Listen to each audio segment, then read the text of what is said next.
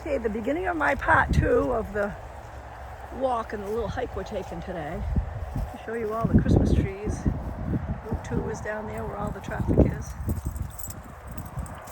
They replant, and they've replanted a lot of little trees over here on this side.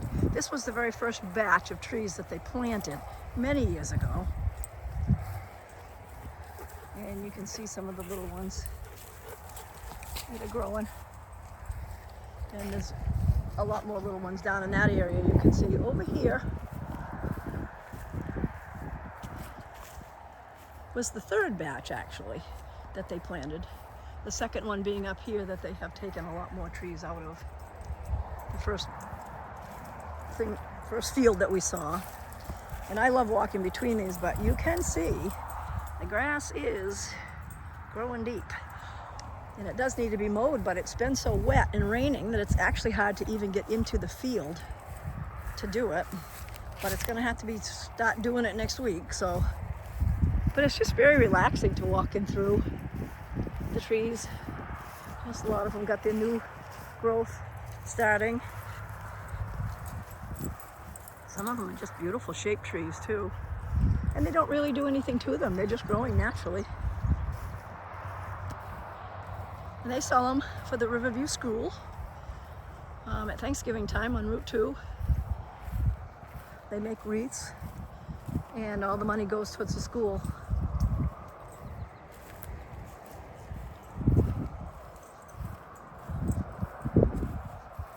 Okay, we'll head out of the trees and head back up over the hill.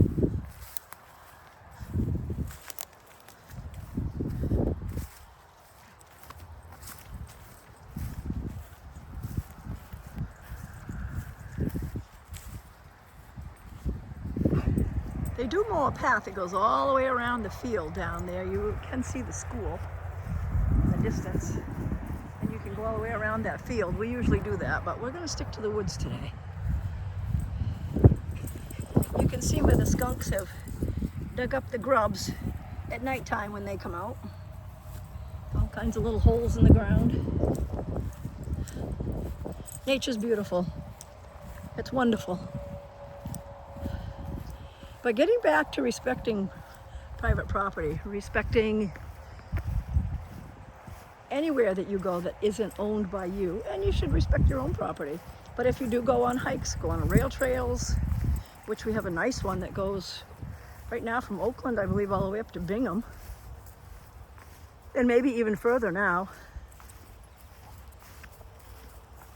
Whatever you carry in, as they say, you carry out. And people have to use the woods to use the bathroom. But in that backpack, that's one more thing that I carry. It's a roll of toilet paper, paper towels, plastic bags, just in case nature calls, which sometimes it does. I'm gonna go back into the woods this way.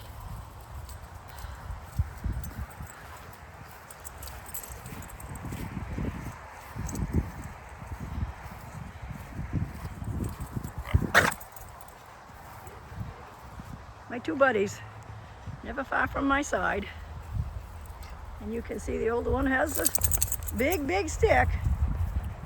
She's so silly. She loves balls too. Oh, over and over and over you throw balls. This is nice and through here. It's kind of cozy.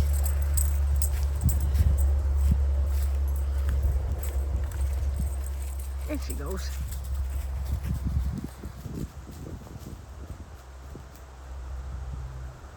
Wondered if I could put her on a tightrope, see if she could balance and walk across it. They love this walk. It gets them tired out. Then I can get something done. The one up ahead of us right now loves to be outside. She's in and out when I'm at home. I have a bird feeder on a couple of trees, and she thinks it's more fun to be able to just sit out there and watch the squirrel run up and down the trees. Little red squirrel that loves to tease her. She has a lot of fun watching.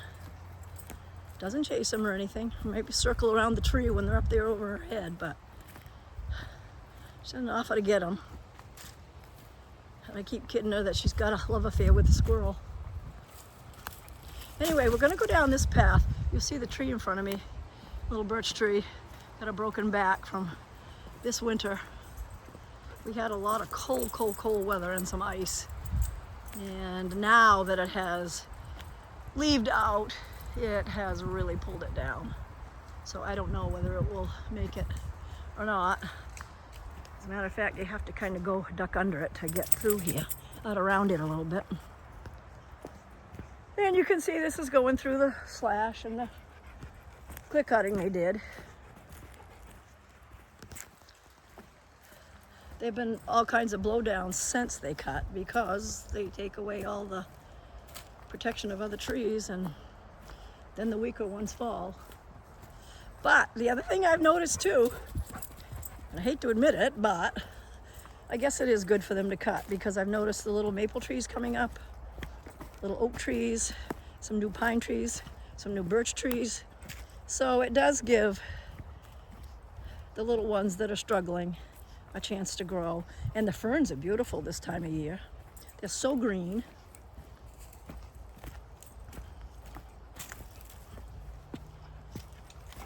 We have quite a batch of them in there. They're very lacy.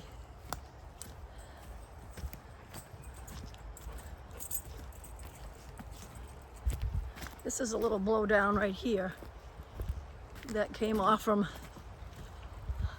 that tree there, and that's across the path, so I'll get out my trusty little chainsaw and just cut it back enough so we can walk up through there. This is where you really have to be careful that you don't trip over things because you can see a lot of the slash and your feet just go out from underneath, get caught on stuff. And another big thing too while walking in the woods this time of year in the spring are the ticks. And I've had Lyme and I was very sick with it, but luckily they caught it soon enough so that taking the medication really helped. If I'll have any long-term effects, we don't know yet. But I have boots that have leather on them. I have my treated socks and I have my treated pants, and my pants are light colored. So I'm constantly checking to see if I have any ticks on me. The dogs are black, of course. They're treated, so they get a rub down when they get home. My clothes go into the dryer and I make sure I check. And sometimes I just jump into the shower. I've had one on me already this year that was embedded, but nothing came of it, or at least it hasn't yet. So of course they got me on the medication right after. But anyway, check for ticks. Ticks are, they're dangerous. They're also now getting the Lone Star tick here in Maine. So we are back up on the path where the sand pit is. So this is our second part of my hike today. And I'm gonna walk over to the edge again, and then I'm gonna sign off. This you can see goes down. It's really pretty deep down there. Pretty steep sides.